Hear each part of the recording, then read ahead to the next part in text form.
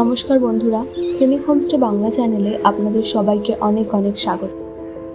এখন আমরা আছি দিল্লির হজ খাজে। এটি হলো হজ খাস ফোর্ট। দিল্লিতে আমরা যে হোটেলটিতে ছিলাম সেখান থেকে মাত্র 5 মিনিটের দূরত্বে অবস্থিত এই দুর্গটি। তাই আমি সকালবেলা ঘুম থেকে উঠেই বেরিয়ে পড়েছিলাম ফোর্টটি ঘুরে দেখতে। দিল্লির হজ খাস দুর্গ হলো একটি ইসলামিক সমাধি যা 13 শতকে নির্মিত হয়েছিল। স্থানটির নাম ফরাসি ভাষা থেকে এসেছে, যেখানে হাউস অর্থাৎ জলের ট্যাঙ্ক এবং খাস অর্থাৎ রাজকীয়। রয়্যাল ট্যাঙ্কটি আলাউদ্দিন খিলজি নির্মাণ করেছিলেন আদিবাসীদের জল সরবরাহের জন্য।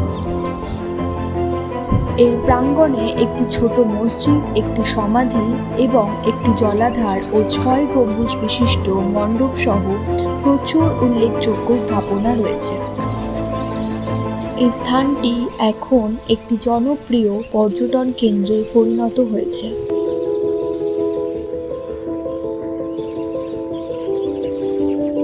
এই দুর্গে ফিরোজ শাহের সমাধি এখনও অক্ষত অবস্থায় রয়েছে। এটি হলো সম্রাট ফিরোজ শাহের সমাধি কক্ষ।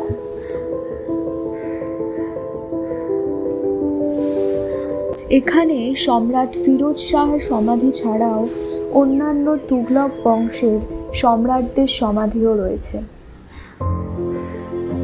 সম্রাট ফিরোজ শাহ 1388 খ্রিস্টাব্দে মারা গেলেও তার সমাধিক্ষেত্রটি তৈরি করা হয়েছিল 1350 খ্রিস্টাব্দে এবং পরে 1508 সাল নাগাদ সিকান্দার লোদি এই সমাধিসৌধটিকে পুনরায় রক্ষণাবেক্ষণ করেন।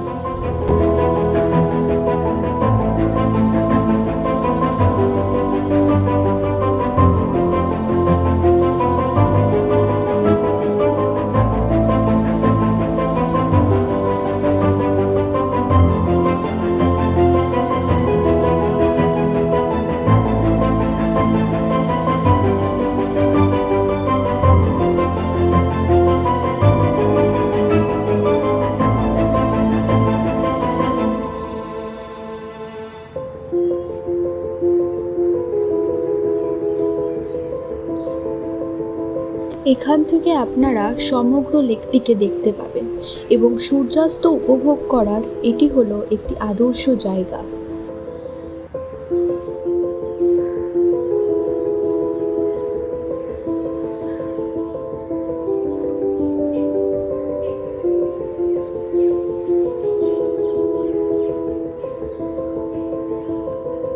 এটিই হলো সেই পুরনো মাদ্রাসা যা এখন একটি ধ্বংসস্তূপে পরিণত হয়েছে।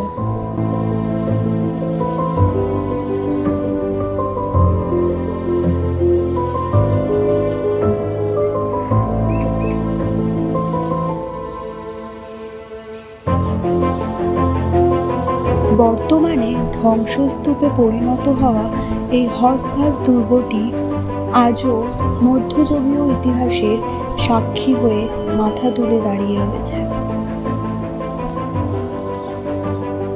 এরপর আমি চলে গেছিলাম হজ খাসে অবস্থিত আরও একটি দর্শনীয় স্থান ডিয়ার পার্কে।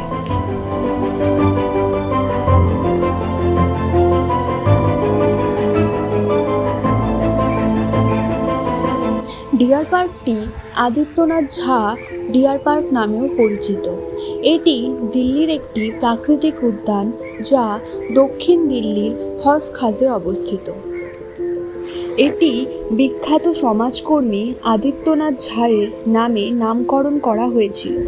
এই জায়গাটি এখানকার মানুষদের কাছে জগিং এবং পিকনিকের জন্য একটি জনপ্রিয় স্থান।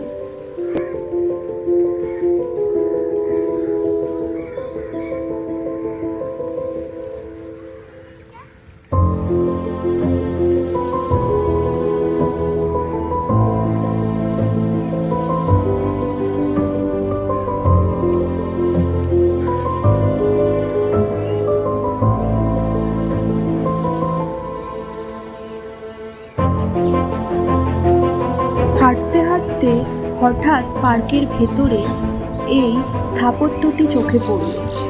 এটি হলো বাগি আলাম কা গুম্বাদ। বাগি আলাম কা গুম্বাদ হলো লোধি যুগের ধ্বংসাবশেষগুলির মধ্যে একটি, যা 1501 সালে সন্ত শিহাবুদ্দিন তাজ খানের সম্মানে নির্মিত হয়েছিল।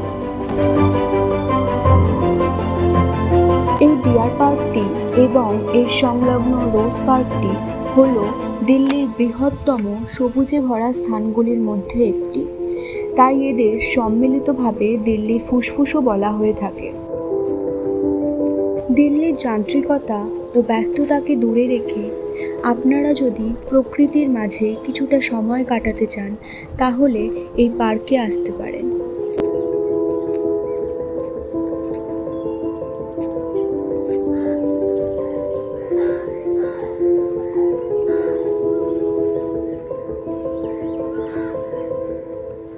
আপনারাও যদি ভারতের বিভিন্ন জায়গা ঘুরে দেখতে চান এবং তার সাথে সাথে সেখানকার স্থানীয় মানুষদের জীবনযাত্রা, আদব কায়দা, স্থানীয় ইতিহাস, স্থানীয় খাবার, ট্রেকিং, হাইকিং প্রভৃতি অভিজ্ঞতা অর্জন করতে চান, তাহলে উপরে দেওয়া নাম্বারে আমাদের সাথে যোগাযোগ করতে পারেন।